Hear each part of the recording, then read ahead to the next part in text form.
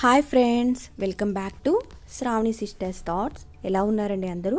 ముందుగా మన ఛానల్ని ఎవరైనా కొత్త వాళ్ళు చూస్తుంటే సబ్స్క్రైబ్ చేసుకోండి.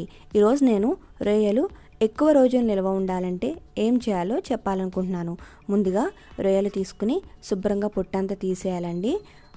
తర్వాత శుభ్రంగా కడుక్కోవాలి. కడిగిన తర్వాత ఆ రొయ్యల్లో కొద్దిగా వాటర్, అలాగే కొంచెం పసుపు, కొంచెం ఉప్పు వేసుకుని ఒక 2-3 నిమిషాలు ఉడకనివ్వాలి.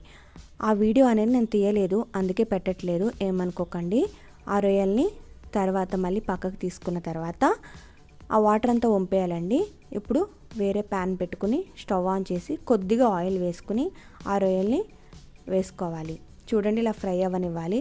ఇలా చేయడం వల్ల ఏంటంటే రొయ్యలు ఎక్కువ రోజులు, అంటే ఒక 15-20 రోజులు ఉంటాయి. నార్మల్గా అయితే ఫ్రిడ్జ్లో పెట్టుకుంటే ఒక నెల వరకు నిల్వ ఉంటాయండి. ఇవి తీసుకుని మనం ఎప్పుడు కావాలితే అప్పుడు కర్రీ చేసుకోవచ్చు. దీంట్లో కొద్దిగా కారం, అలాగే కొద్దిగా సాల్ట్ వేసుకోండి. ఎక్కువ వేసుకోకండి, ఎందుకంటే మీరు ఎక్కువ వేసుకుంటే కర్రీ చేసుకున్నప్పుడు మళ్ళీ అప్పుడు కూడా కొద్ది కారం వేస్తారు కదా, కారం వేస్తే ఆ కారం ఈ కారం ఎక్కువ అయింది. అందుకని ఇప్పుడు కొద్దిగా వేసుకోండి.